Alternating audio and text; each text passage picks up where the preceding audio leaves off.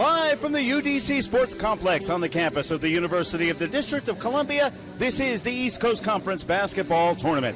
Today's finale features semifinal action between the number 2 seeded St. Thomas Aquinas College Spartans and the number 3 seed Daemen Wildcats. Steve Balson, Scott Green with you. 3 down, 1 to go, partner. The finish line is in sight, and thank goodness those guys down there are the ones going to be doing all the work, and they're going to be doing a lot of it. Well, this may be the game of the day. You know, we talk about 2 teams that know how to get after it. This is a special team, St. Thomas Aquinas. They're number 2 in the region. They're one of the top teams in the Northeast, and this team could be the team that goes deep into the NCAA tournament. They split during the regular season with Daemen, so Daemen comes into this game with a lot of confidence. But for St. Thomas Aquinas, it starts with Osbel Caraballo. 17 points per game, 7 rebounds, and then you add Demetria Roberts, 15 points per game. And then for Daemen, it's a high-octane offense. This team is well-balanced. They got 4 players averaging 12 or more, so you got to pick and choose your poison. It starts with the ECC Player of the Year, 2nd year in a row. Andrew Cisco, 25 points, 12 boards. And how about this? 64% from the floor. And how about this? He's a junior. Coaches in the league get to watch him another year, and I think they're all letting out a collective groan right now. The winner of this game advances to tomorrow's final to take on the University of Bridgeport. They advanced with a convincing victory over Malloy. That game's going to start at 2:30 on the ECC Sports Network, but we've got a big game coming up for you. Stack Daemen in just a moment. We'll be back with the tip-off and much more on the ECC Sports Network.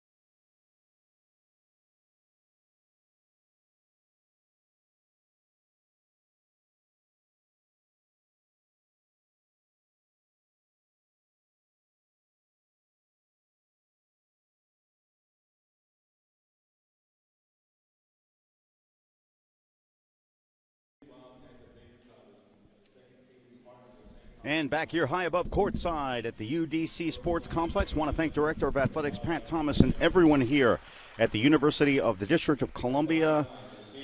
Splendid job on last night's awards banquet, a fun evening, getting to see everyone in preparation of today's semifinal games, and of course everyone here on the staff doing such outstanding work today. We'll take a look at our starting lineups for this semifinal. First, for the Daemen Wildcats, they come in with a 24-7 overall record, 12-4 in the East Coast Conference this season, and the number 3 seed.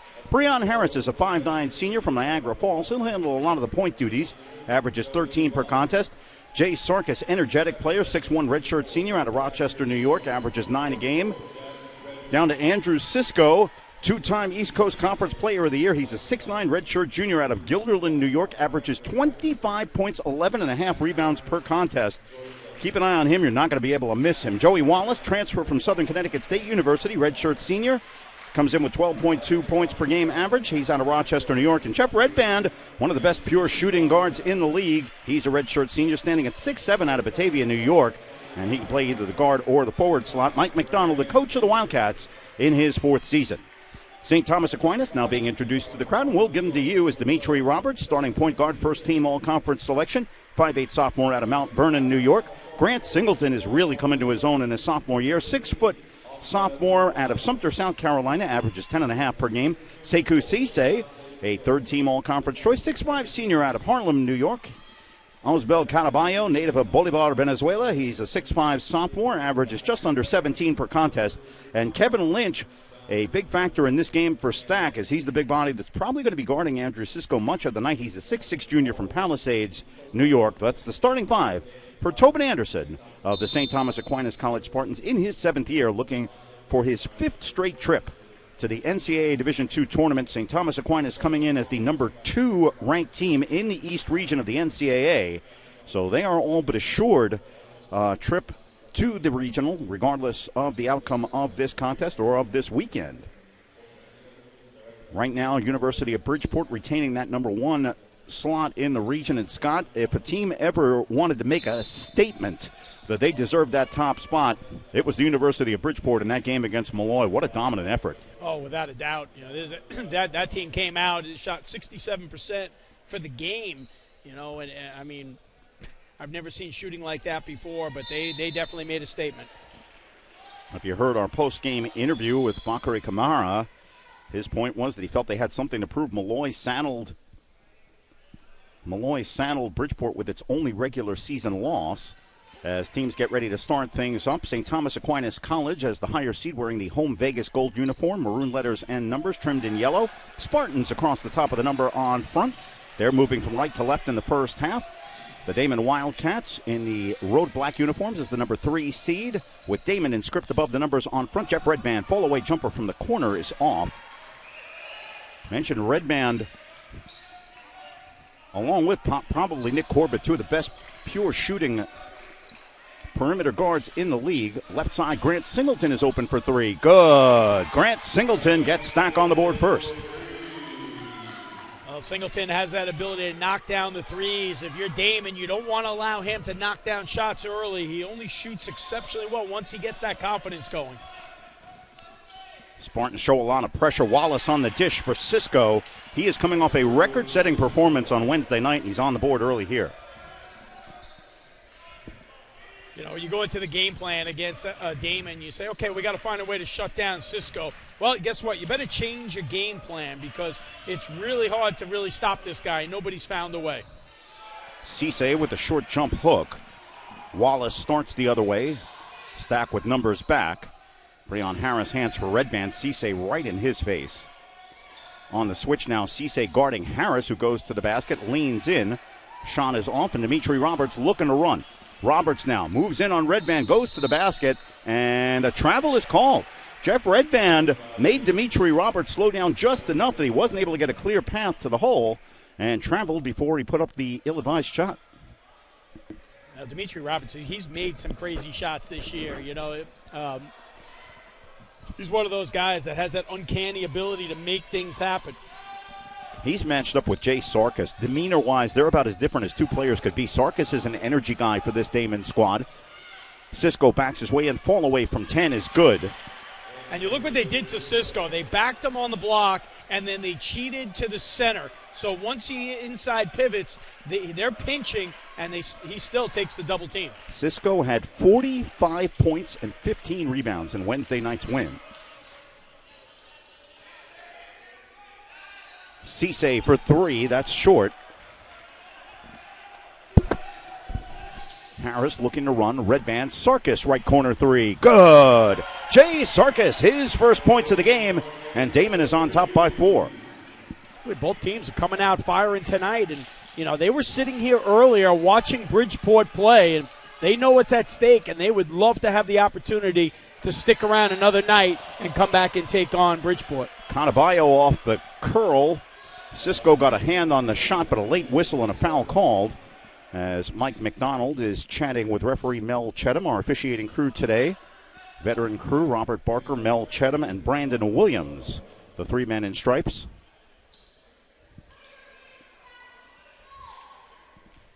First foul of the game is called on Andrew Cisco. And for a big guy and a dominant point pivot presence, he is seldom in foul trouble. Canaballo makes the first.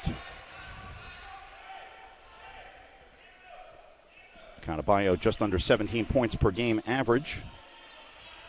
74% from the line on the season.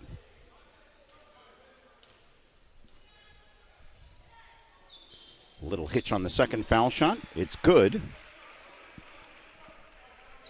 2-point game. Wildcats on the inbound as Sarkis. Spartans trying to show some full court pressure. Tobin Anderson, the coach of the Spartans, with a spectacular one-loss record over his time. He likes to show full court pressure when he can. He wants the Spartans to run the floor. That's when they're at their best. Breon Harris on the high weave, crosses over on Cisse, goes to the basket and lays it in with the left hand. Nice move to the basket. And both teams playing with a lot of control early on. Grant Singleton with Sarkis eyeing him. Singleton fall away from 15 is good. Grant Singleton, second field goal of the game. He's got 5. Well, the one thing we've seen today is these got to be shooting gyms. You look at the last game, we talk about Bridgeport, what they did with their 68%. Malloy, even though they were lost by 30, they still shot over 50%. Teams are shooting exceptionally well here today. Spartans look to run the floor in transition. They had the numbers but weren't able to finish. Harris, as that pass is volleyballed up in the air by Kevin Lynch. It was intended for Cisco. Red band wide open for 3. That's off. And we said in last game, that's the kind of shot that Jeff Redband usually makes like a layup. Tobin Anderson not happy with that foul call on the rebounding effort.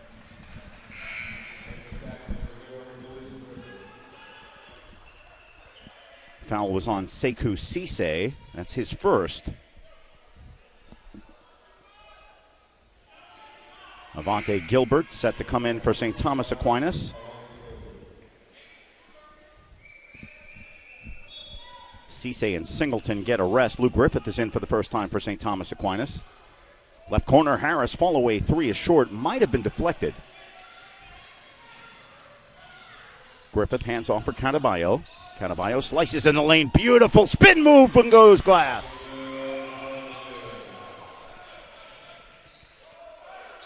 Tremendous ability for Osbel Canaballo, and you saw it there. Here's Joey Wallace. He's been a big addition to this Daemen team this year. Took him a little while to find his footing in the Wildcats lineup, but he has done so, and down the stretch he's been tough as he isolates on Canaballo. Kicks to the left corner for Sarkis, and he travels. That time Daemen trying to spread the floor, and on the kick-out pass, Sarkis was closed on quickly and took the extra step. And with that, we come to our first media timeout of the game. 15 minutes, 41 seconds to play. All knotted up. St. Thomas Aquinas 9, Daemen 9. We'll be back in just a moment. You're watching the East Coast Conference Basketball Tournament on the ECC Sports Network.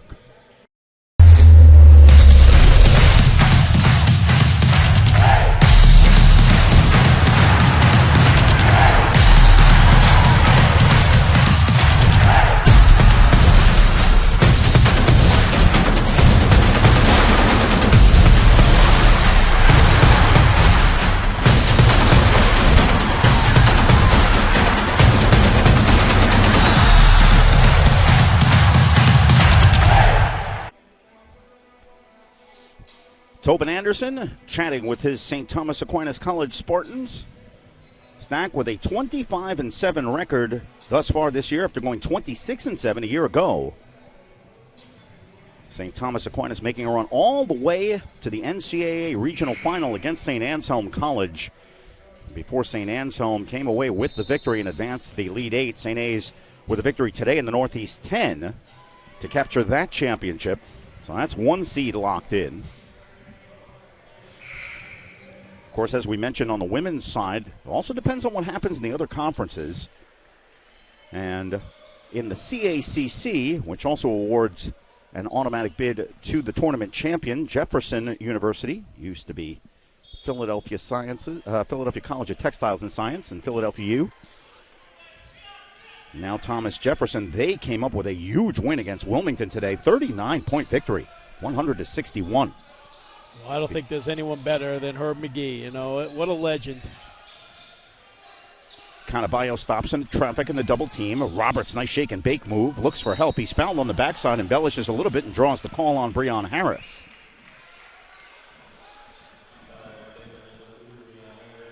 Go back to Herb McGee. I played against him as a player, coached against him as a coach, broadcasted his games as a broadcaster. I don't think there's anything left. And he still wears the sweatsuits. Indeed. I could not imagine him in anything else as Dimitri Roberts hits the first. Former coach that I worked with at Mercy College back in the early 1990s had gone to one of his camps as a kid, which gives you an idea how long he's been around. Second shot is no good. Cisco with the rebound. He's one of the best shooting coaches around. And the legend was about him putting that ball up through the rafter and into the basket. It's kind of like a parlor trick for Herb McGee, and I would imagine he could still do it as Snack now with a 1-point lead as the team has changed hands. Roberts with the clean strip on Wallace. He's looking to go coast to coast. Harris blocks it from the backside, and they're going to call that goaltending. I'll tell you what, give it goaltending, but what an athletic defensive play there. Breon Harris listed at almost the same size, only an inch taller than Dimitri Roberts. Came back, got a piece, but that may be a message for the next time you got a chance at a layup. Daemen with the ball down by 3, and that pass is stolen by Avante Gilbert. Roberts on the outlet. Canaballo had Lynch open for a moment, passes it up. Roberts passes up the 3 into a double team from Harris and Redband. Avante Gilbert, baseline, doesn't go. And Cisco just reaches right over Osbel Canaballo, and he's a pretty good rebounder. Made that one look easy. And again, Cisco does that without committing fouls. He gets very few over the back. Harris almost loses on the between-the-leg dribble. Cisco in the paint, guarded by Kevin Lynch. Fall away by Cisco is good. How in the world do you guard that one-on-one? I'll tell you what, it showed a little sign of Larry Bird with that fadeaway high shot. And Kevin Lynch is really the only broad body on the Stack front line. He gets the task of defending Cisco when these two teams meet. Canaballo pulls up from 14 short. Wallace looking to run the floor. And that is an all-day job for anyone to guard Andrew Cisco. Breon Harris drives to the basket and puts Daemen back on top by 1. I'll tell you what, Cisco's going to have a nice career overseas when he's done playing basketball. You got to wonder if he might follow the trail blazed by some former ECC standouts and go to the NBA G League perhaps for a year or two, or maybe more. You know what? He may get a tryout. You know, a lot of that's falling in the right situation. You know, you look at Malloy's Jalen Morris, what he did, he happened to fall into the Hawks organization, in the D League, and there were a lot of people hurt. Canaballo with the shot clock expiring finishes. A lot of people got hurt in the NBA Atlanta Hawks, and it gave him an opportunity. 10-day contract. When he was done, they gave him another 10-day contract, and then finally they signed him as an unrestricted free agent and, ended up getting a full salary for a year. Of course, you need to look no further than this Stack program where Justin Reyes, named to an all-decade slot, has been in the G League for a few years. Originally picked up left corner 3 by Sarkis is good. Now he's in the Toronto Raptors system and performing quite well. Daemen up by a pair. Second three-pointer of the game for Jay Sarkis. Canaballo for the answer. Good. Osbel Canaballo with a three-pointer. He doesn't shoot too many of them, but that one was on target. Stack back on top by 1. Harris. Cisco with the rebound. Not sure if Lynch was looking for a push-off. Redband on the baseline. That one's short.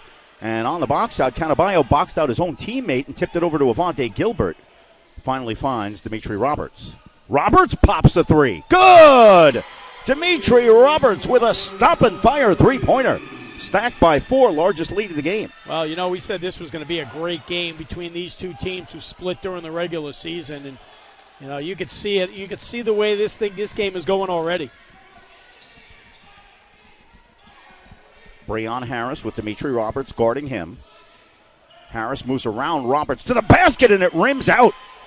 Cataballo tips it out for Avante Gilbert. Roberts looking to run. Roberts pulls up, fires, back rim.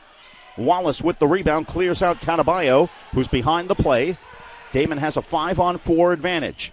Sarkis for 3. That one's off. Cisco has the rebound stripped by Lou Griffith. How about that? Well, you bring the ball down. Doesn't make a difference how big you are.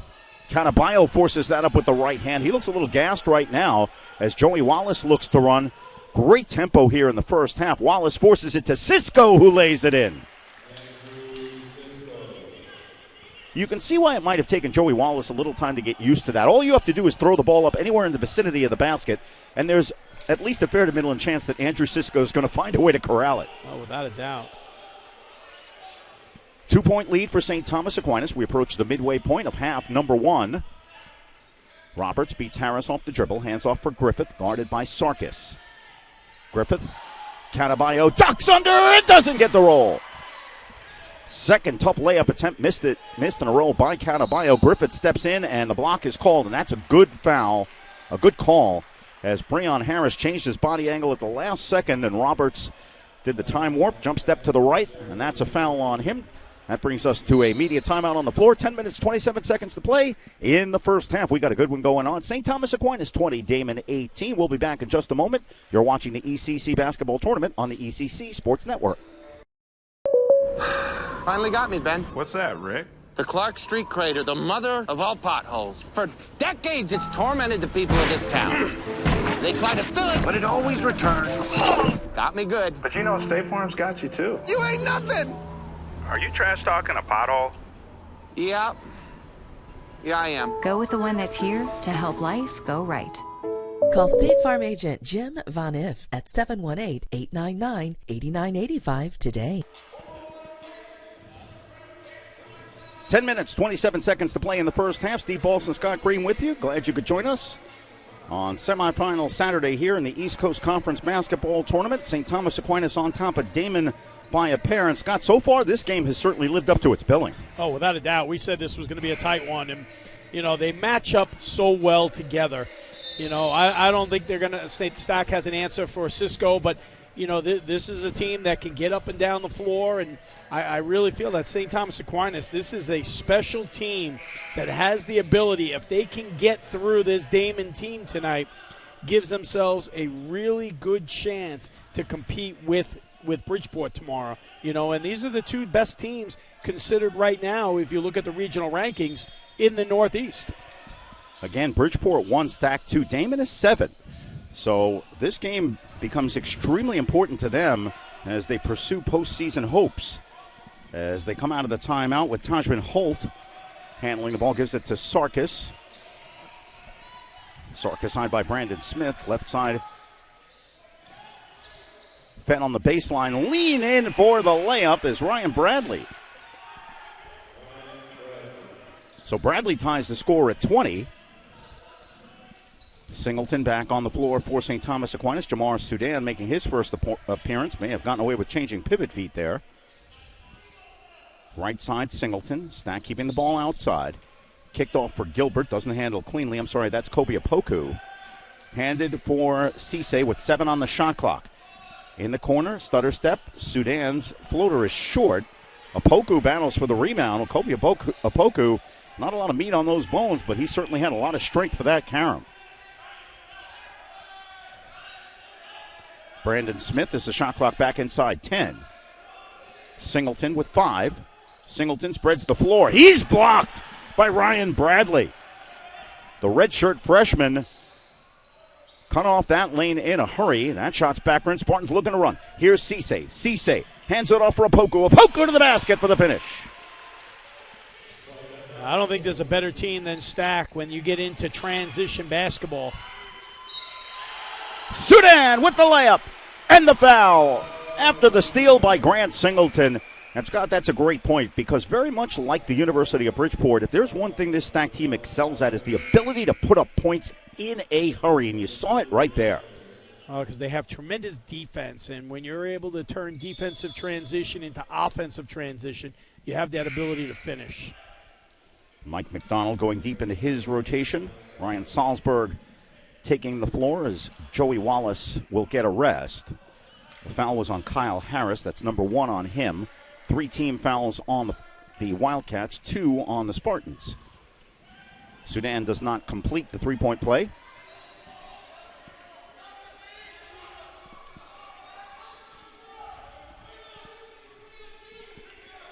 Left side open 3. That's back rimmed by Ryan Bradley. Long rebound comes out and an offensive foul. Grant Singleton stepped in and made it close as to whether he was set or not, but he was certainly straight in line and drew the charge. Tell you what, this has been a very clean first half. Only 6 fouls. The officials are doing a great job allowing this game to play, allowing them to be athletic, get into some rhythm. The officiating crew mentioned Mel Chenham, Robert Barker, and Brandon Williams. This is a crew that's inclined to keep the game in check as long as the players behave themselves. And so far they're doing that to perfection as Sudan looks for help. He's eyed by Kyle Harris. Backs his way in on the isolation. And Harris gets a couple of bumps in before he gets the foul called. So that's 2 quick fouls on Kyle Harris as the Spartans try to exploit that matchup.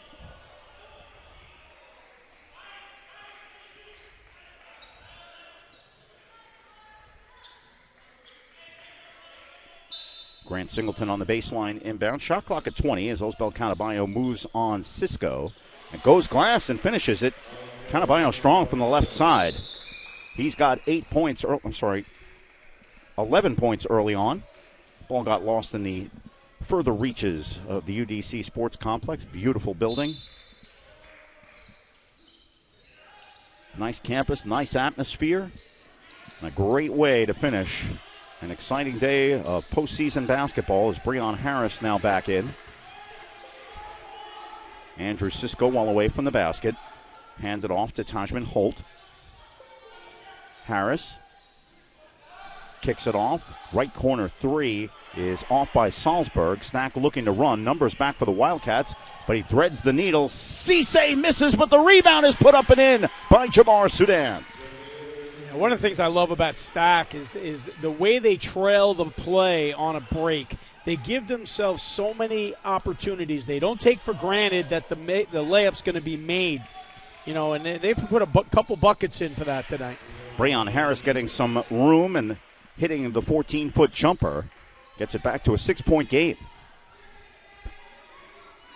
Back to that ability of Stack to put points up in a hurry. You look at the board, and it was hard to realize it was already an 8-point lead. Canabayo hands off for Singleton. Left side, Cisse for 3. Good! Sekou Cisse. His first points of the game come from downtown. Timeout on the floor with 6 minutes, 58 seconds to go. Actually, that is a foul called in the backcourt as St. Thomas Aquinas was trying to pressure, and Brandon Smith was whistled for it. And that does, in fact, bring us to a media timeout on the floor with 6:58 to play in the first half. St. Thomas Aquinas expressing a little bit of distance on the scoreboard. It's Stack 31, Daemen 22. Still a long way to go in this one, and we'll have it all for you when we return on the East Coast Conference Sports Network. At Daemen College, you are invited to explore the world. You'll see things differently. This isn't modern art, it's a butterfly wing. This passport isn't just identification. It's a ticket that will open the door to a new adventure. You'll discover that you have the power to change lives. And in doing so, you will be changed forever.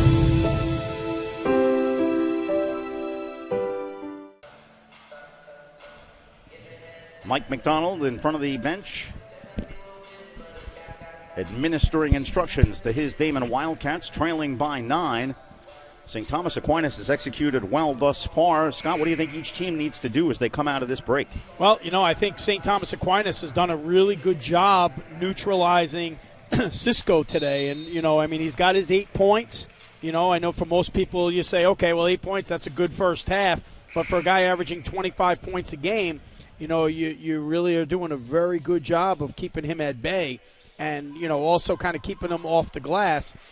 For Daemen, I think they're doing a good job with shot selection, and I think they got to do a better job defending defensive transition because Stack has been able to run at will. Stack comes down in full court pressure, and Joey Wallace dribbling in front of the scorer's table. Canaballo tried to get in front of him and force him out, but got a piece of him instead. So that's the first foul on Osbel Canaballo. Fourth team foul on St. Thomas Aquinas, 5 on Daemen, so neither team in the bonus yet. And again, Mike McDonald having a chat with referee Mel Chetham. We're a little far removed from the floor, so it's hard to know exactly what the interaction is. Nonetheless, ball back in play as Joey Wallace is outside. He's guarded by Canaballo. Red Band was free for a moment. A good overplay there by Kevin Lynch as Cisco had posted up and thought he had position. Pretty much the only way to stop Andrew Cisco is to keep the ball out of his hands. And you saw right there the overplay by Kevin Lynch. Left corner, here's Breon Harris. Starting 5 back in for the Wildcats. One touch pass by Wallace is out of bounds. Wallace was looking for Cisco on the blocks on the far side under the basket. Tried to one-touch the pass, but was not able to control it. So a turnover gives St. Thomas Aquinas the ball with the 9-point edge. Osbel Canaballo on the clear outs. Got Cisco guarding him. Lynch backs his way in on Red Band. Finds Canaballo for the backdoor layup. St. Thomas Aquinas showing a lot of patience on the offense, allowing plays to develop, cutting off the back screens. And that was Canaballo. Looked like it was a one-on-one clear out against Cisco, which you just don't do no matter how good the opponent is. But once Canaballo dished, he curled around the back door and was there. Lynch again getting a hand on it, knocking it out of bounds. It is going to be Daemen ball with 10 on the shot clock. But again, the Spartans doing a good job, Kevin Lynch in particular, of denying that interior pass. He's a real lunch pail kind of guy, and if the Spartans win, you might not see numbers from him, but you will certainly see his presence on the floor in plays like that. Wallace looking to inbound with the shot clock at 10. Breon Harris in the corner, guarded by Roberts. Massive screen set by Andrew Cisco. Harris pulls up and drops the 15-footer. Breon Harris shooting looking very good thus far. He's got 8 points already. Back down to a 9-point Stack lead. Cisse for Canaballo. Faces Cisco. Canaballo spins, ducks under, got away with an extra step, and no, he didn't. A little bit of a late call, but a good one as Canaballo took the extra step in front of the imposing figure of Andrew Cisco. Grant Singleton to the bench for Stack as Lou Griffith comes back in. St. Thomas Aquinas looks to set up some full court pressure. Now Joey Wallace having a chat with Mel Chetham. Mel Chetham's just a chatty kind of guy. He has a lot of conversations with coaches and players during the game.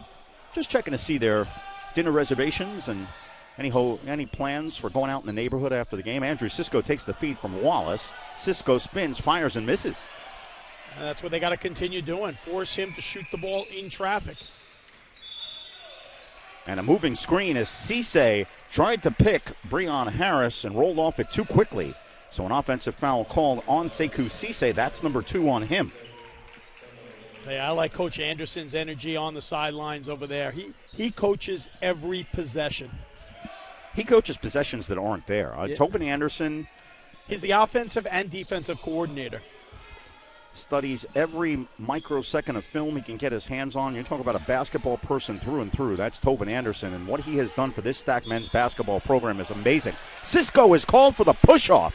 That time, he was fronted by Kevin Lynch, and Cisco had to extend the arm for a little bit more room, and that's foul number 2 on Andrew Cisco. Well, he sealed off with the arm bar, and, he's getting frustrated because he's being doubled up, down low. He's trying to create space for himself.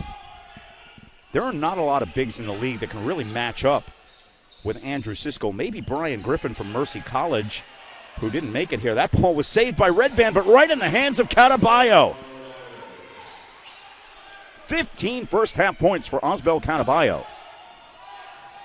Spartans don't usually have a lot of breakout point scorers, but if they are inclined to have one on occasion, it is Osbel Cataballo. Stack up by 11. Here's Joey Wallace. Wallace to the corner. Sarkis for three. That's well short. Cisse might have just picked up his third, fighting for the rebound, and he did. And Sekou Cisse, Tobin Anderson leaving him in the game. Tobin Anderson is a coach that will very often leave players in with those two fouls, trusting them to stay out of further trouble. But that time, Sekou Cisse, looking for a rebound box out, no less, picks up his third. You know, a lot of good coaches will allow players to stay in and teach them how to play in foul trouble.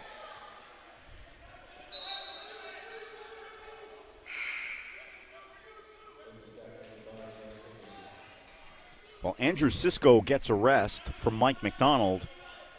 And on the heartbeat, Tobin Anderson right on top of that, subs out Kevin Lynch to give him a rest with no Sisko in the lineup. Nice interior pass as the drive to the lane is laid home by Ryan Bradley. Wildcats get it back to single digits, 35-26, coming up on the 4-minute mark. Roberts goes around Harris. Looked to the corner for Sudan, but it was tipped out of bounds by Jay Sarkis. Well defended, and that brings us to immediate timeout on the floor with 4 minutes even remaining in the first half. St. Thomas Aquinas, the number 2 seed, on top of number 3 Daemen, 35-26. We'll have more coming up for you. You're watching the ECC tournament on the East Coast Conference Sports Network.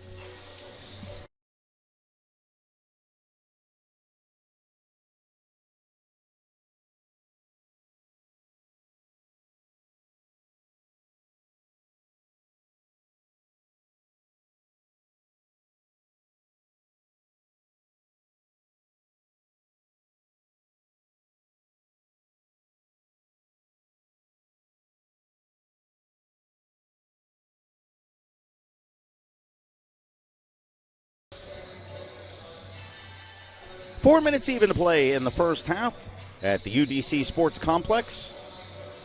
Last game of semifinal Saturday, championship Sunday coming up tomorrow, and then tomorrow night the NCAA selection show for Division II, both men and women. You can go to ncaasports.com and find the shows as they appear tomorrow night. Steve Balson, Scott Green with you. Glad you could join us for what has been a very full day of playoff basketball, and anyone within the sound of our voice has access to caffeine, please direct it up here to the terrace, and we will be eternally grateful. I don't drink much. I don't drink coffee, but you know what? A good Red Bull once in a caffeine. while. I said caffeine. I see the cola beverages in front of you. Listen, some of us will take any edge we can get. Nice job by Sarkis intercepting that pass. So coming out of the media timeout, Wildcats quickly forcing a turnover as Joey Wallace into the forecourt. He's got some history with this stacked team we'll touch on later on as Jeff Redband hands outside for Breon Harris. Wallace might have lifted the pivot foot, and Tobin Anderson is really demonstrative in front of the bench. Referee Robert Barker does not usually brook that sort of thing for very long.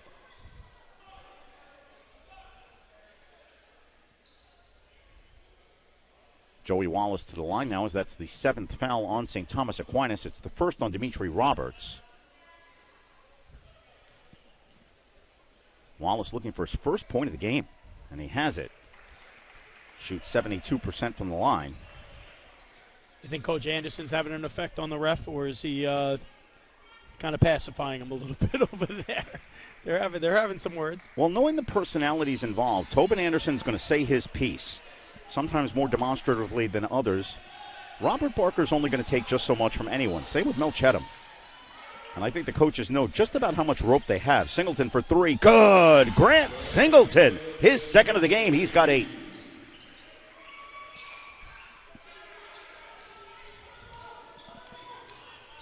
Here's Ryan Bradley. Spartans looking to trap in the backcourt. Bradley's pass is over Sarkis' head, but he gets it tipped back from Wallace. What a sequence there, and a big break. Sarkis just kept it alive, and Wallace tipped it back to him.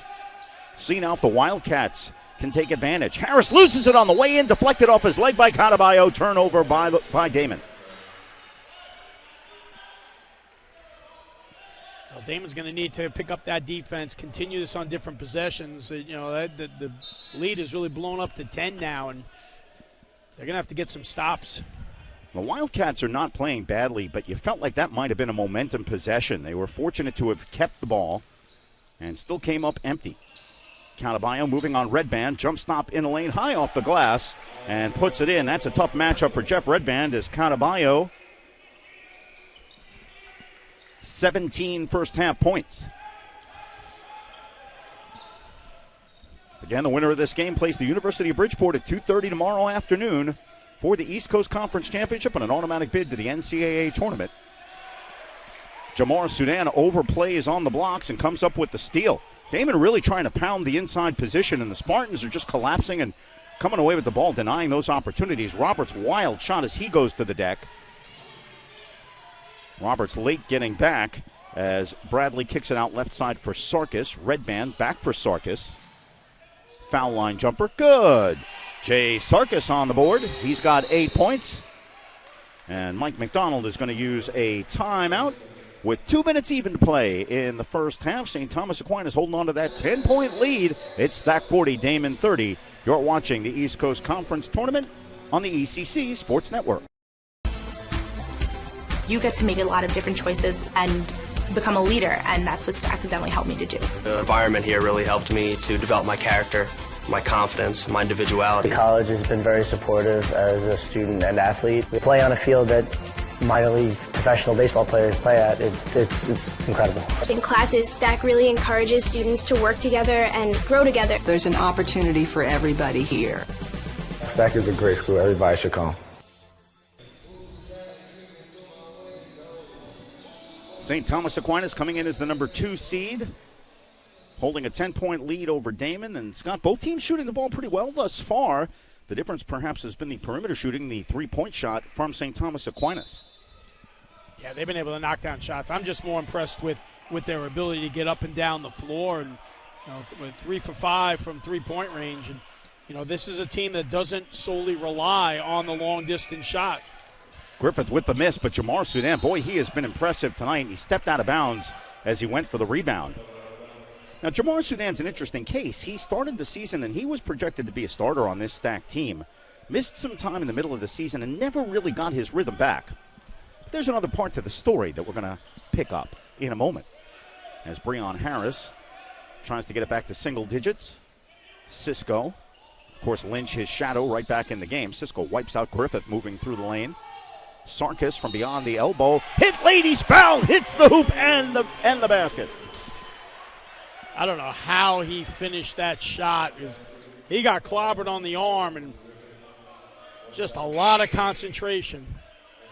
And you know what? You got to give Jay Sarkis credit, because a lot of players are going to take a flop in a situation like that. There was real contact there, and we'll see if we can get another look at that. But Sarkis stayed on his feet and still earned the call. You look at that. He was clobbered there on the arm, and the ball still went through the basket. So now you wonder is how off would he have been if you didn't foul him? Lou Griffith called for that foul. It's his second. Remember, Sekou Cisse is on the bench with 3 fouls. Griffith with 2. Getting back onto the floor, Jamar Sudan getting a rest. Good time for the second part of that story as we see Sudan trot off, and he looks none the worse for wear. You wouldn't have known that at the banquet last night, however, as he came out with the Stack contingent wearing a boot on his foot.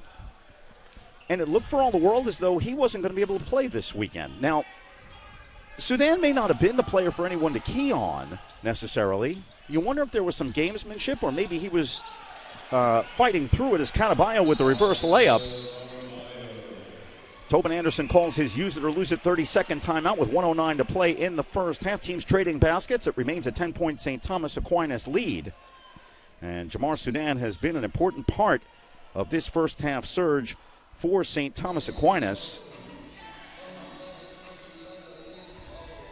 Osbel Catabayo leading all scorers with 17 points. Jay Sarkis answering with 10 for the Daemen Wildcats. Again, if Daemen loses this game, they're going to have to wait in anticipation for other conference results to see if they stay on the bubble or if it pops for them when it comes time for an at-large bid. Of course, there's a long way to go before they have to worry about that. Mike McDonald would much rather them keep it in their hands. And they have it in their hands as long as they can win the conference tournament and get the auto bid that goes with it. The only team that really could have messed up that equation would have been Malloy, and they were already dispatched by the University of Bridgeport. Stack showed a little pressure coming out of the timeout, but they pull out of it. As Jay Sarkis crosses the timeline with 1 minute to play in the first half. Breon Harris. Sarkis. Wallace on the baseline. Finds Bradley. Bradley for Cisco.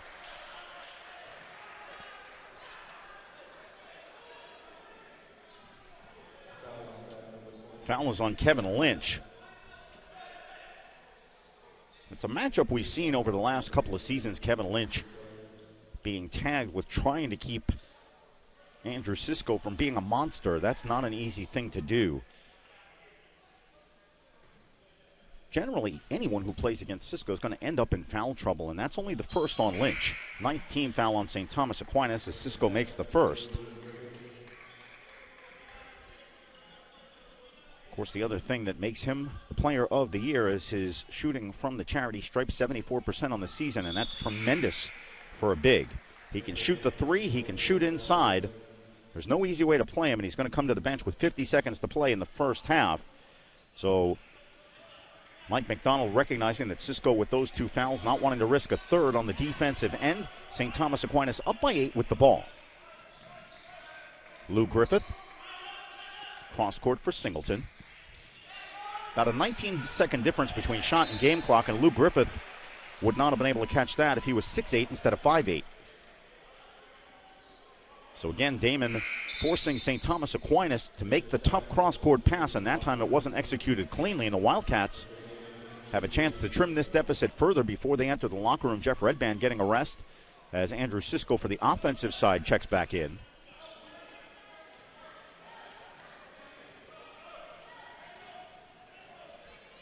About a 2-second difference between the shot and game clock. So we'll see if the Wildcats are able to hold for a final shot of the half. Down by 8. Breon Harris pounding the dribble. 15 on the shot clock. Sarkis, quick rotation for Wallace. Bradley with Catabayo on him. Swung the elbows a little bit. Didn't make contact. 2 on the shot clock. 1. Cisco fires a scissor leg 3, and it's an air ball. Shot clock violation. Now that should get it back to about 2 seconds left on the clock, because that's when the shot clock expired, although I guess on the follow-through of the missed shot, nope, they put 2.6 on, so that's the correct call. And 2.6 seconds to go. St. Thomas Aquinas could conceivably get off a decent shot. They get a little room to work with. Tobin Anderson's going to get Sekou Cisse into the game with 3 fouls with those 2.6 seconds to go. And we'll see if Osbel Catabayo tries the home run pass. Lou Griffith sprints off the bench, replacing Kevin Lynch as Andrew Cisco goes to the bench. Jeff Redband going to guard the inbound pass using those great long arms. Catabayo, no slouch in that regard in his own right. Long pass goes out of bounds. It's Daemen's ball under the basket. The one thing in the world you don't want Osbel Catabayo to do if you're St. Thomas Aquinas is to throw the ball out of bounds untouched. It comes all the way down the floor, and now Daemen checks Cisco back in and will have a chance to score.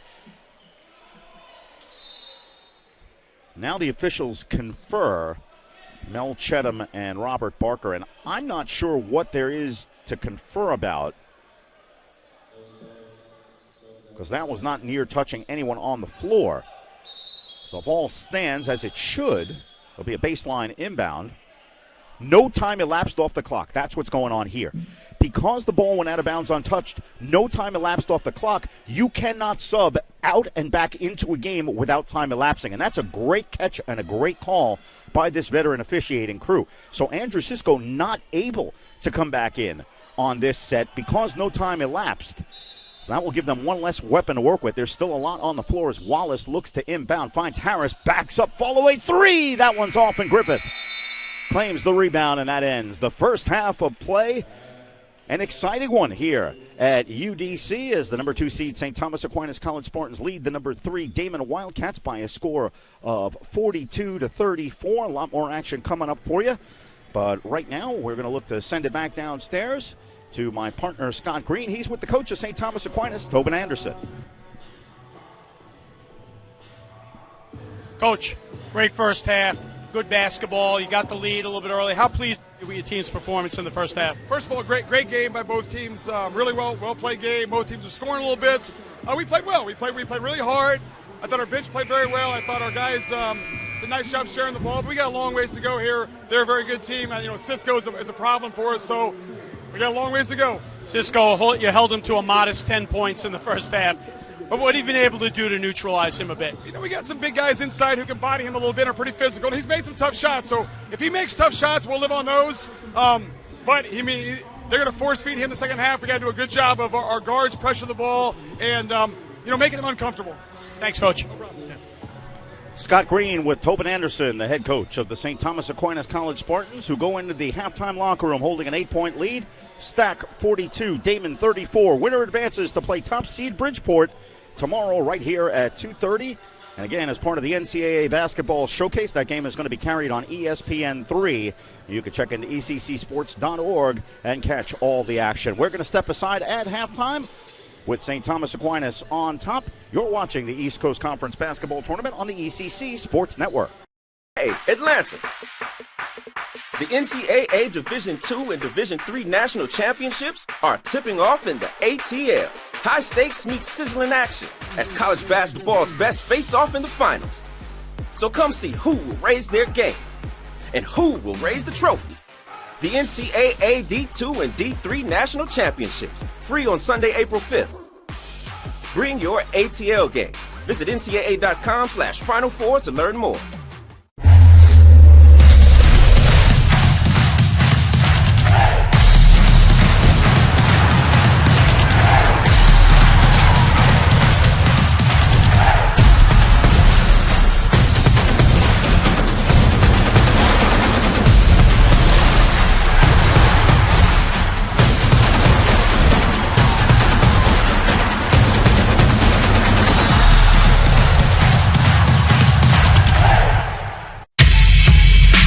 The need for officials has never been greater. Without officials, we don't have this.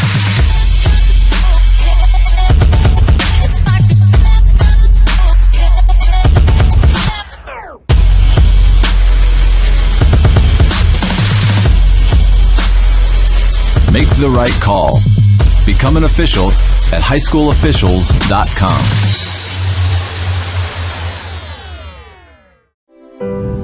At Daemen College, you are invited to explore the world. You'll see things differently. This isn't modern art, it's a butterfly wing. This passport isn't just identification. It's a ticket that will open the door to a new adventure. You'll discover that you have the power to change lives. And in doing so, you will be changed forever.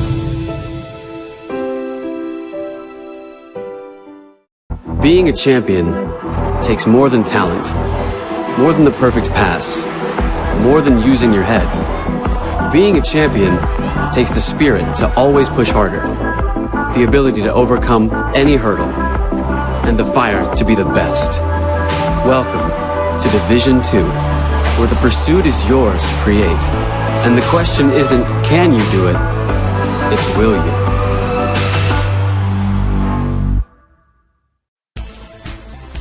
You get to make a lot of different choices and become a leader, and that's what Stack has definitely helped me to do. The environment here really helped me to develop my character, my confidence, my individuality. The college has been very supportive as a student and athlete. We play on a field that minor league professional baseball players play at. It's incredible. In classes, Stack really encourages students to work together and grow together. There's an opportunity for everybody here. Stack is a great school. Everybody should come. Finally got me, Ben. What's that, Rick? The Clark Street crater, the mother of all potholes. For decades, it's tormented the people of this town. They try to fill it, but it always returns. Got me good. But you know, State Farm's got you, too. You ain't nothing! Are you trash talking a pothole? Yeah. Yeah, I am. Go with the one that's here to help life go right. Call State Farm agent Jim Von Iff at 718-899-8985 today.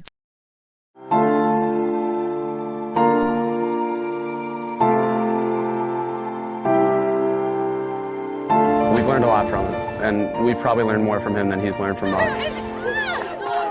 I think they're a real important part in my life. I can't describe it. It feels amazing.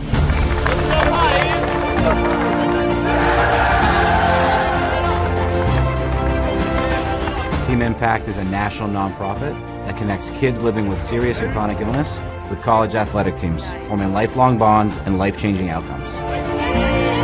Break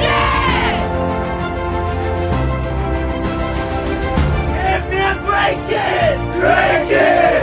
Can I have a hug?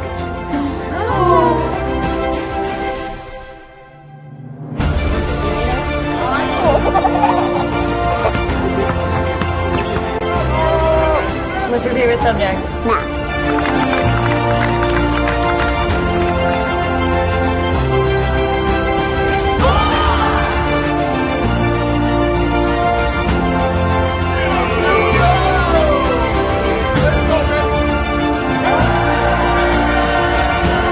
When you spread the word about Team Impact, you have the power to change lives.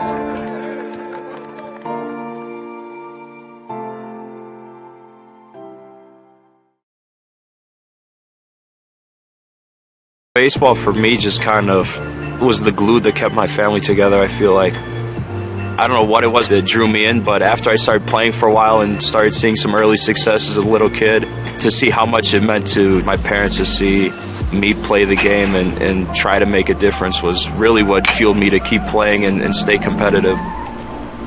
Being a triple major is not necessarily easy, but at the same time it is what you make it. Being a tighter-knit university, I have a lot of classes with the same professors, so they know me pretty well. I think it's that personal relationship that really helped me to thrive as a student.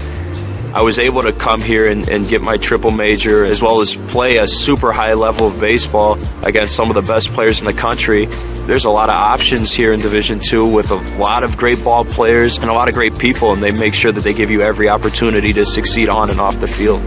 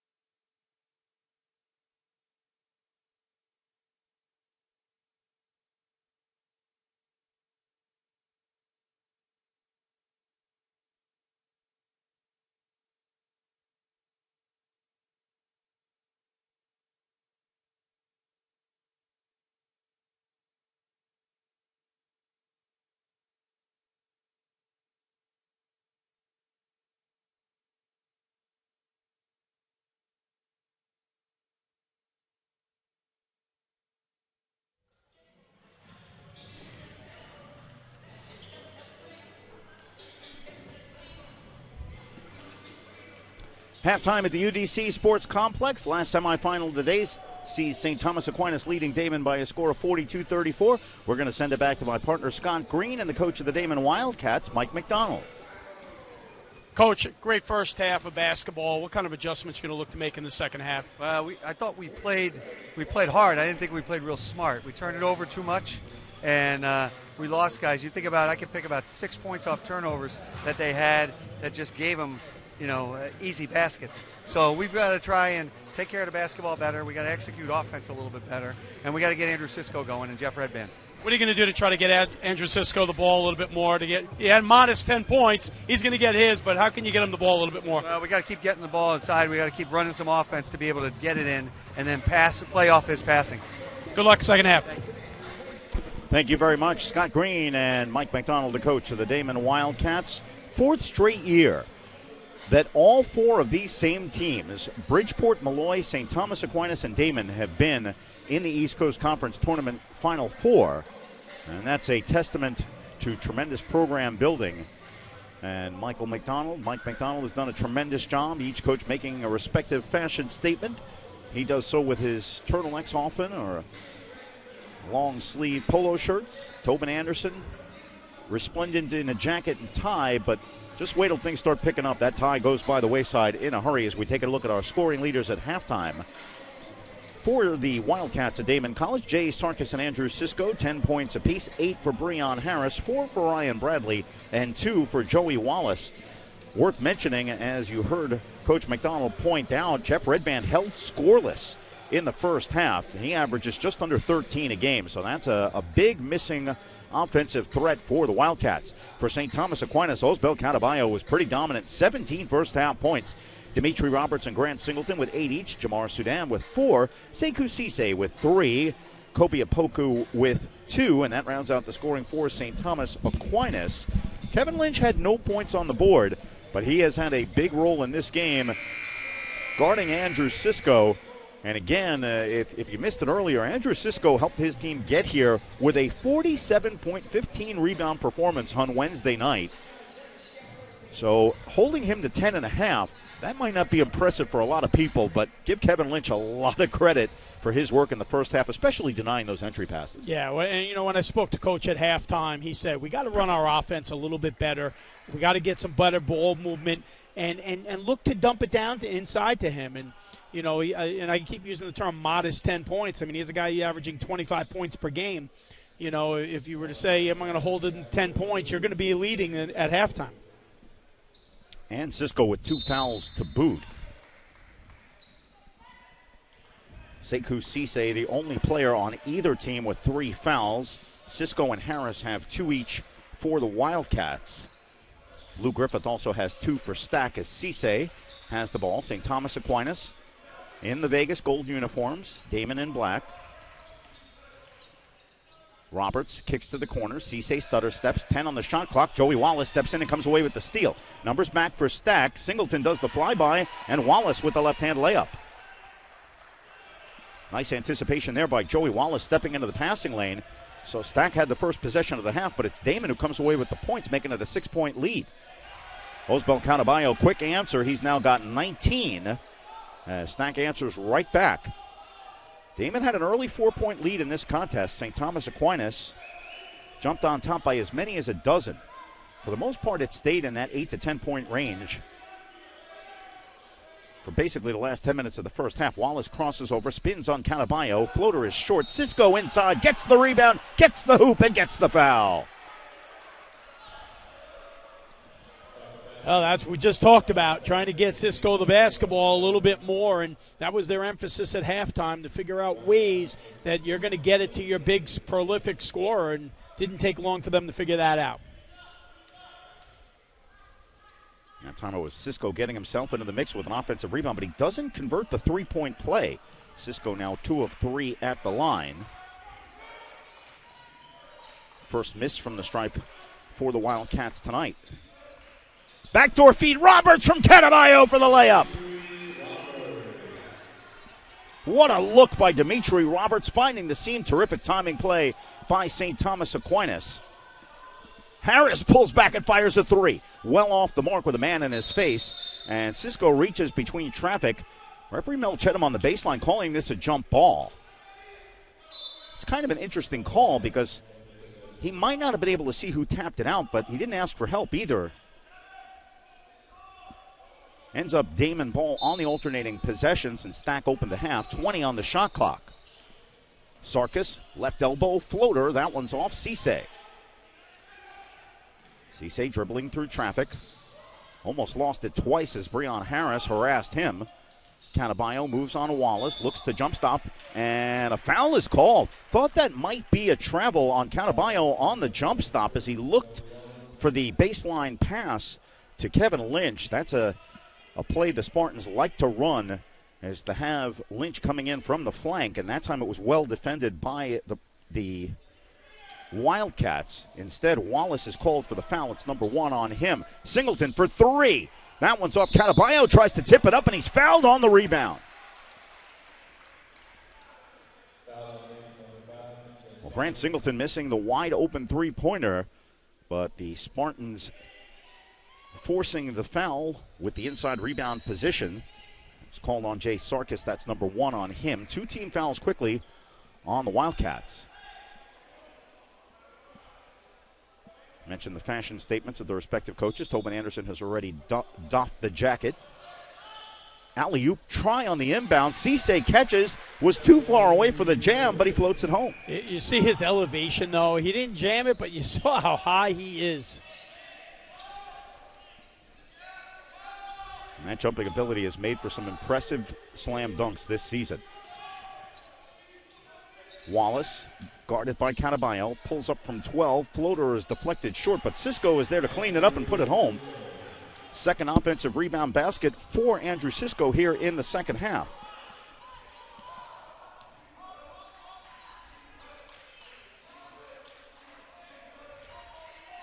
Teams trading baskets to open the second half. Left corner, Cisse. Roberts jump stops, had nowhere to go, found Catabayo at the last moment. 9 on the shot clock. Cisse with a nice ball fake with 5. Baseline Lynch. Reverse layup is good. Kevin Lynch found some room on the baseline, and the Spartans great poise with the shot clock winding down for the fairly easy reverse layup by Kevin Lynch. His first points of the game. Wallace crosses over. Lynch steps in and blocker charge. Offensive foul.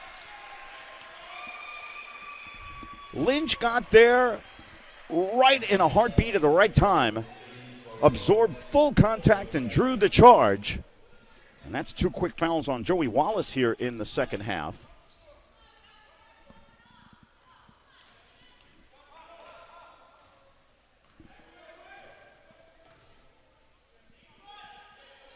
Grant Singleton. Catabayo. Singleton for 3. Back rims. Catabayo, the only one there for the rebound. Roberts ball fakes on the 3. Doesn't get Sarkis to jump.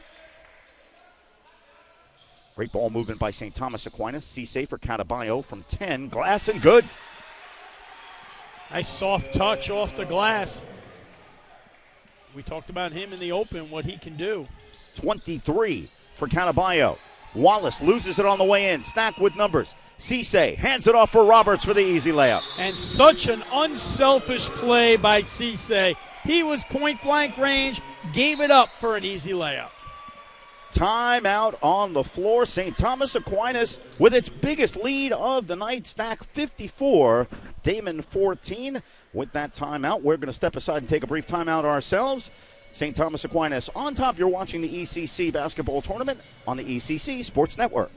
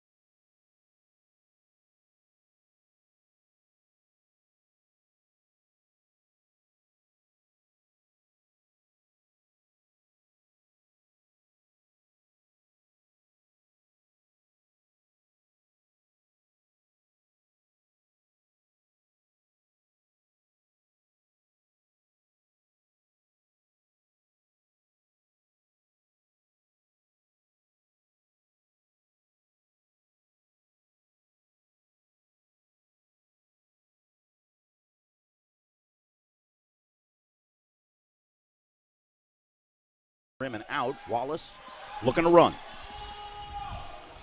Numbers back for Stack. Right side three by Harris. Good! Kyle Harris, his second of the game. Now this is just what they needed here to really put this together at 13 points. Tobin Anderson getting up in front of the Stack bench, perhaps feeling a little bit anxious. Cisse leans in, gets the roll. What great strength by Sekou Cisse. Andrew Sisko was lurking, and Cisse reconfigured his body in midair. Sarkis for three. That one won't go. Sisko taps, and doesn't get it. He's looking for a foul, none forthcoming. Spartans on the run. Canaballo puts it down, puts it up, and puts it in. What a game for Caraballo. Unofficially 25 points for Canaballo.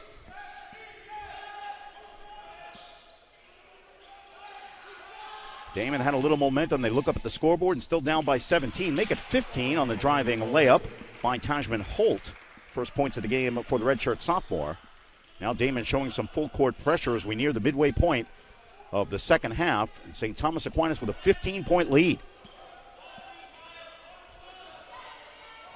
We saw this kind of thing in our first men's game between Bridgeport and Malloy. Grant Singleton explodes to the basket and a late foul called. As Singleton went down, Tobin Anderson was still looking for the foul after it had already been called.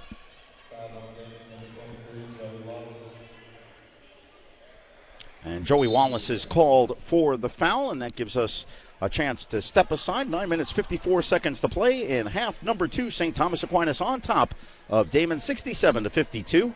You're watching the East Coast Conference Basketball Tournament on the ECC Sports Network.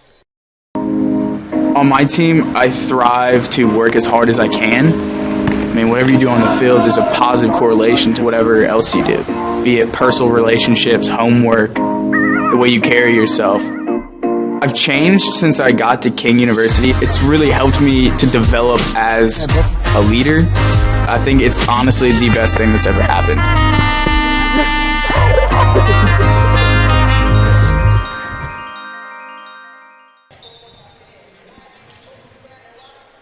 Mike McDonald having a chat with referee Brandon Williams in front of the Wildcats bench. Daemen down by 15. St. Thomas Aquinas across the way, looking to pull away. And Scott, we're going to get a chance to see a highlight reel play from a talented young man right here. Just a nice job slashing to the basket with a little up and under, finding a way to finish. Splitting the Wildcats defense was Grant Singleton.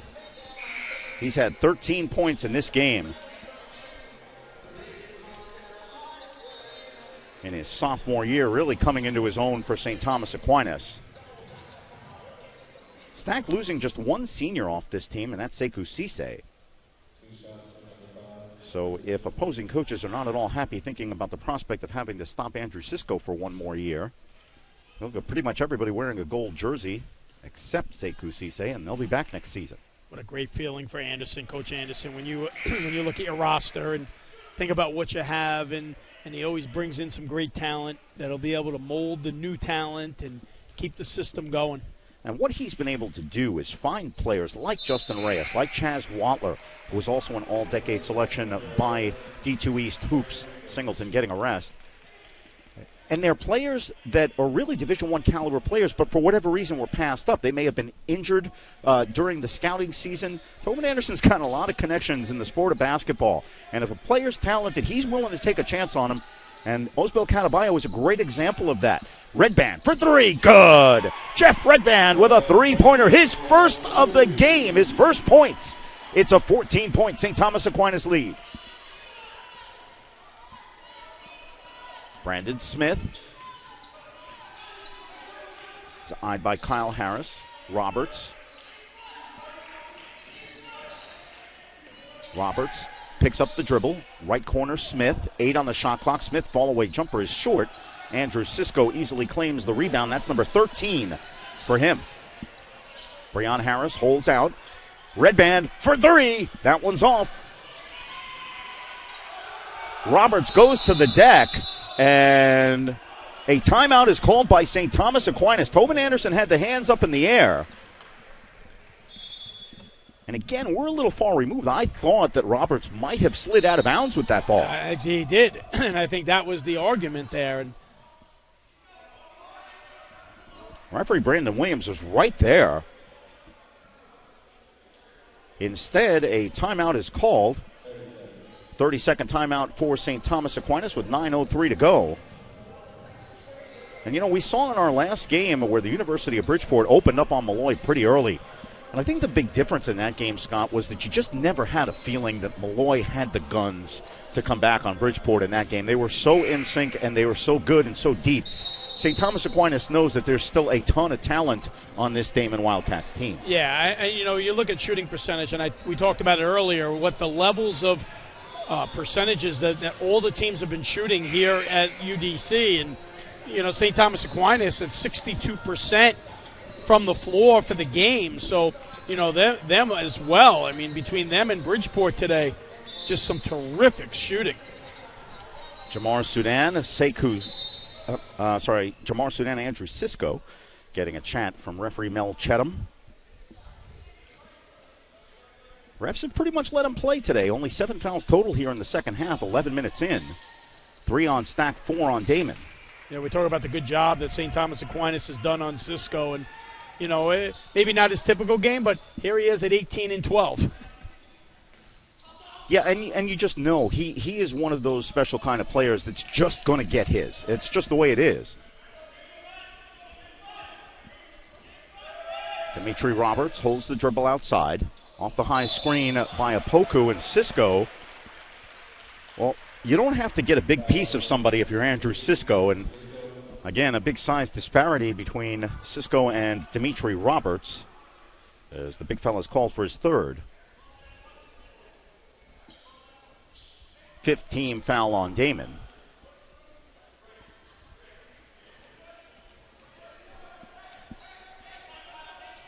Stack is led by as many as 19 points.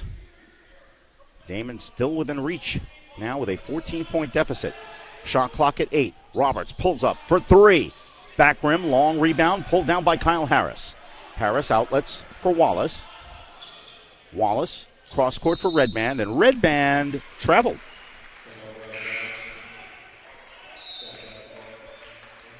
Well, Jeff Redband made that first three-pointer, and we referred to him as a pure shooter, and he is. He's as good as anybody in the league. You may not see it today. That second shot was off, and I think that might have been a confidence killer for Jeff Redband. He can shoot that off-balance shot. It didn't look pretty, and it doesn't have to. He hits those more often than not. And that possession, you can just see it on his face. He's shaking his head, shoulders a little slumped. He's got to be feeling it right now because the redshirt senior has not come through for his team just yet. Grant Singleton, great speed to the basket for the finish. 16 points for Grant Singleton. St. Thomas Aquinas by 16, inside 8 to play. Winner advances to play the University of Bridgeport tomorrow. Breon Harris is fouled late. Misses the shot, but he gets the 3 shots as Grant Singleton clipped him on the way by. Not a great choice there by Singleton. Breon Harris will shoot 3 free throws when we return, but there is a timeout on the floor with 7:48 to play. St. Thomas Aquinas still on top, 71-55. You're watching the East Coast Conference Basketball Tournament on the ECC Sports Network.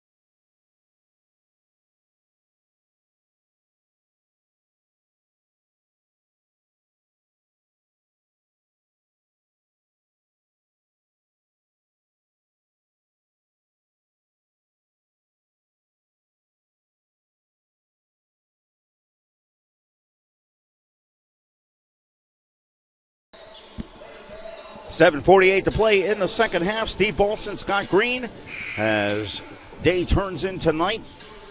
The end is in sight. Again, Championship Sunday starts at noon tomorrow with Malloy taking on Daemen.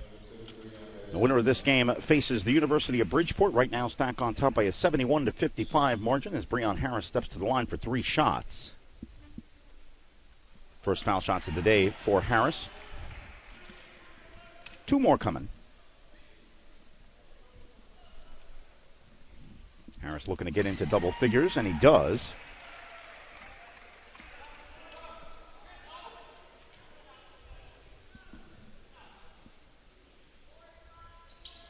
Third one is good. So Breon Harris, 3 out of 3 from the foul line. Not a lot of free throws for either team today. Daemen now showing a little trap pressure. Stack breaks it. Dimitri Roberts hands it off for Cataballo. Cataballo in the paint, steps back. Fall away floater is just short. Andrew Sisko with the rebound. Daemen within 13. Every possession big now. Harris goes around Cataballo, attacks the basket, floats it up too far, right on the spot. Sisko misses the putback, but he gets another opportunity and finishes. Well, Sisko's getting his. We talked about that. Cisse momentarily triple-teamed, manages to split the double team and keep the possession alive. Spartans now seem content to settle things down, but their lead has been whittled to 11, and there's still 7 minutes on the clock. You want to use time, you want to score as well. Singleton trying to do that. Good! Grant Singleton, his 4th three-pointer of the game, stacked by 14. Boy, you're looking for a player to come up big. Grant Singleton in his sophomore year has been big in this contest. Wallace backs up Roberts, and he's fouled on the help by Kevin Lynch.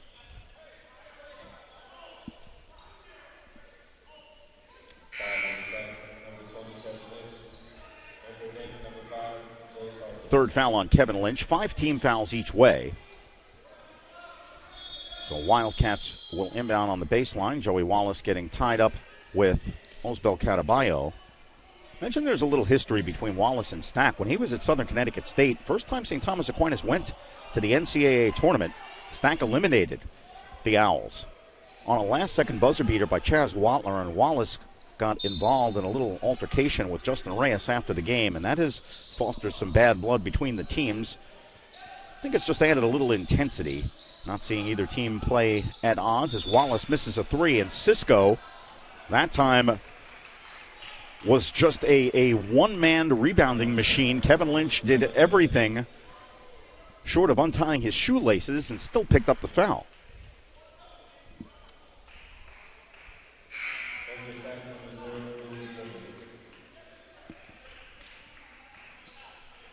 So Kevin Lynch with his 4th goes to the bench. Tobin Anderson with a 14-point lead knows he can afford to let someone else guard Sisko, and Seiko Cisse and Osbel Cataballo getting that job right now. Sisko dribbles through traffic, leans in, and he's fouled on the play. And again, there's not one person, I don't think, aside from Lynch on that stacked team that's just got the upper body strength to try to contain Sisko if he backs in on the basket like that. And Osbel Cataballo is a very good player. Sisko is just a handful. And I was down on the court, and, I'm standing next to him while he's in the layup line. And, man, he's a specimen. I mean, you just don't realize how big he is. I know he's 6'9", but he's a big, strong 6'9". Yeah, and I think that's the thing. There are taller players in the league, but he has just got the whole package. He's got the thickness, the ability to play in every facet of the game. He makes one of 2 there. And every squandered point starts to look bigger and bigger for Daemen as they trail by 13. Cataballo in the corner facing Sisko. Roberts with Harris guarding him. Pair of 2s on the floor. Cisse backs in red band. Lou Griffith runs the baseline. Nowhere to go. Finds Cataballo, and he's short on the layup, but a foul is called on Sisko. Boy, how did Lou Griffith get that pass out?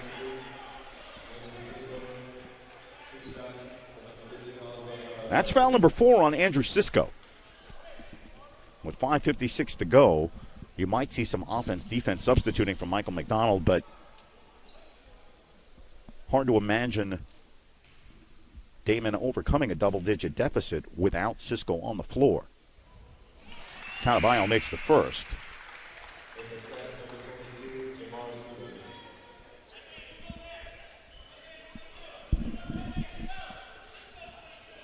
Jamar Sudan back in for St. Thomas Aquinas. Lou Griffith gets a rest. Griffith hasn't scored any points, but he has been a good energy player for Stack.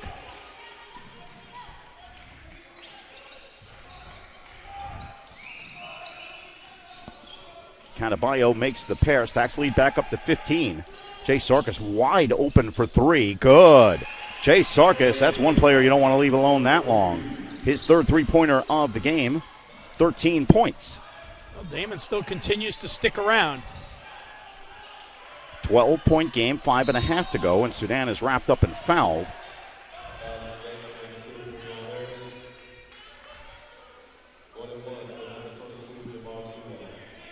Breon Harris picks up his second. Looked like Harris might have given that foul up. And you have to wonder, Sudan is a 65% free throw shooter, but he hasn't had too many shots on the year, just 11 of 17. Now he's got to the line for the 1-and-1, and he makes it. Wouldn't be the worst coaching decision in the world. St. Thomas Aquinas playing against Dominican in the NCAA East region last year. One point in the game where Kevin Lynch fouled Dominican center, who was about a 30% free throw shooter, and he missed the shots. It was done on purpose, found out after the game. And it was one extra possession that mattered as Stack won that game in overtime. Every possession matters. Joey Wallace outside. Cisco faces Sudan. Roberts steps in. Four Spartans surrounding Andrew Cisco. If you're a person of a certain age, you just had an image of Andre the Giant wrestling about 5 guys in the ring at once. Remember when they put Andre in the ring with 3 guys and he'd just throw them around and then sit on all 3 of them for the win? You better get in this millennium. A lot of the kids probably have no idea who Andre the Giant is. Google it, folks. Maybe he's worth maybe it. John Cena, or you got to use some modern day terminology because these kids don't get it. They have the thing we didn't. You alluded to it earlier, the Google. Yeah. They can look it up.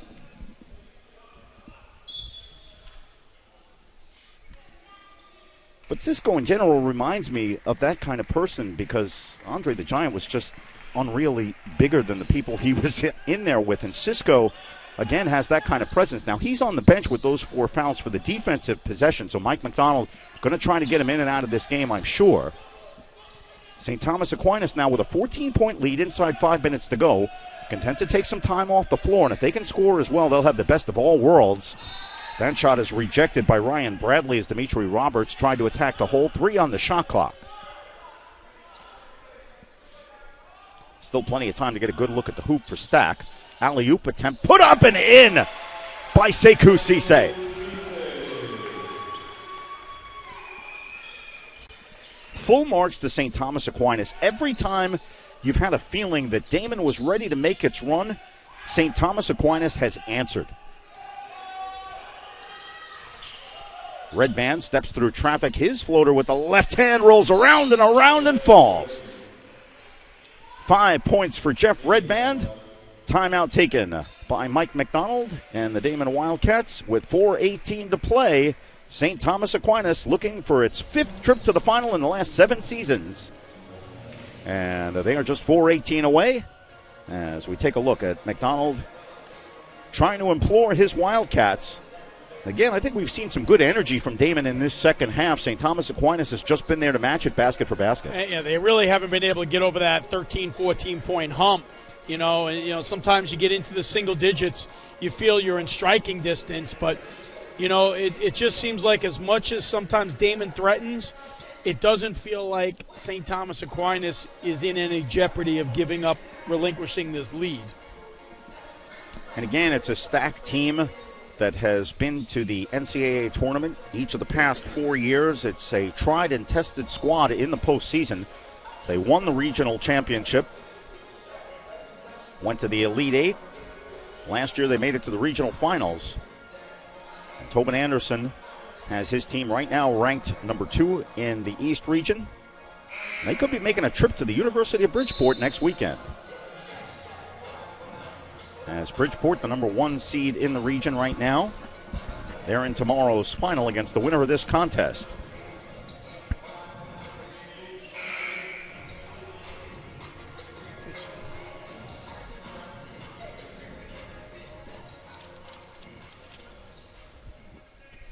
Daemen now showing some full court pressure coming out of the timeout. Again, Cisco on the bench with those 4 fouls.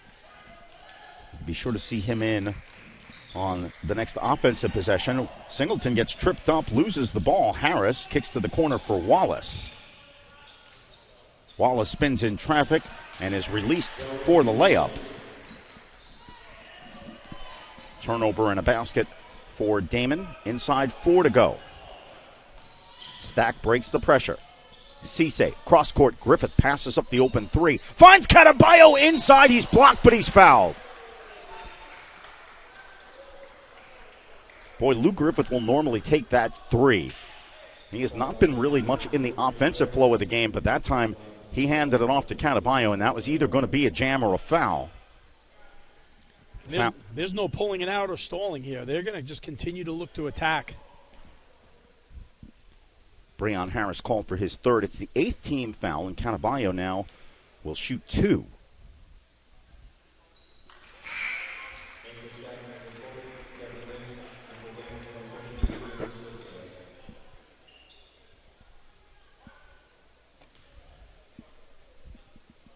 Cataballo now 4 out of 5 from the line on the evening, looking to add 1 more. And he does. Again, you look at the board, St. Thomas Aquinas by 14. 3:40 to play in the second half. Breon Harris, Roberts guarding him, straight away Wallace. Wallace moves on Cataballo, kicks to the corner, Redband for 3, good! Jeff Redband, 2nd of the game, and if he heats up, this game can change in a hurry. It's an 11-point St. Thomas Aquinas lead. Grant Singleton with great speed and ball handling ability split the Daemen defense single-handedly, and now Stack can waste some more precious seconds. This is the smallest margin since the first half. 9 on the shot clock. Cataballo doubled briefly by Sarkis with 5 from the elbow. Good! Osbo Cataballo made that one look easy.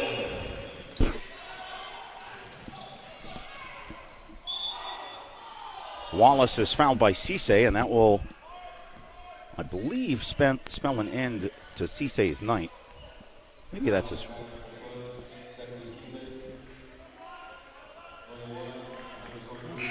Nice game for Cataballo. 27 points so far. And we talked about him in the open, about some of the good things that this young man does. And that was Cisse's 4th foul, so Wallace will shoot. 8th team foul. Front end of the 1-and-1 is good. He'll get 1 more. And Caraballo is only a sophomore, so this guy's going to be around the league for 2 more years. And again, he's another player who Tobin Anderson took a chance on. And you could see from his first game that he had exemplary talent. Mike McDonald now making his point known. He is not a happy camper with the officials. Wallace makes 2. Inside 3 minutes to go. St. Thomas Aquinas up by 11. Stack breaks the timeline. Nice job spreading the floor and working the ball from side to side. Can't draw up a press break any better than that. And now Stack can run more time off the clock. Still a little early to sit on it, but time and score in the Spartans' favor. Redband gets up on the block on Roberts. Wallace crosses over. Singleton cuts him off and is called for a foul.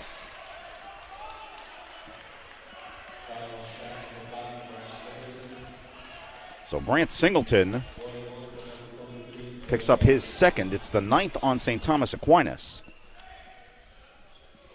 Wallace back on the line with the clock stopped. All the Wildcats could hope for right now.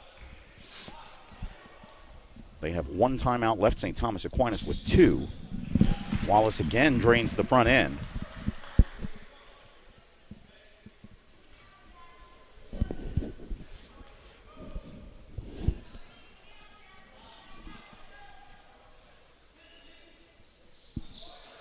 Wallace makes the pair 4 straight for the native of Rochester. Stack again breaking that full court pressure, but it's down to single digits.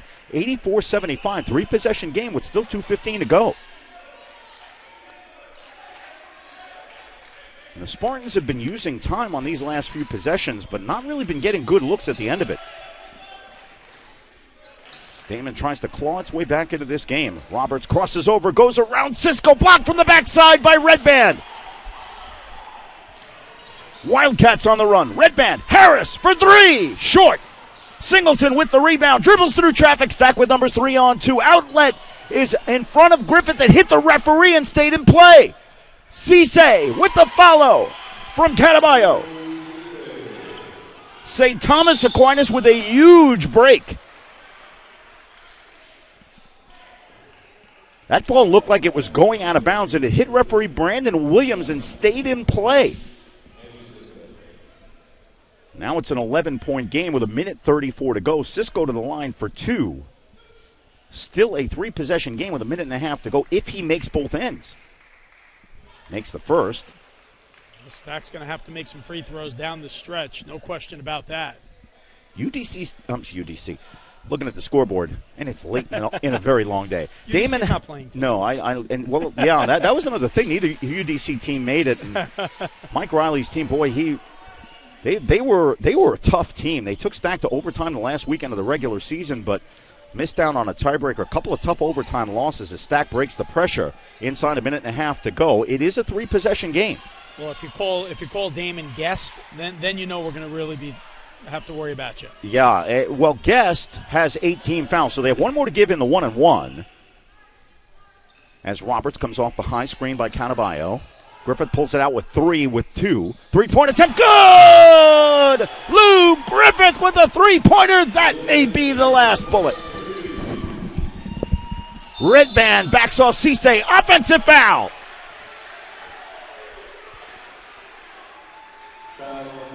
Daemen made the run, but 2 big possessions there by Stack.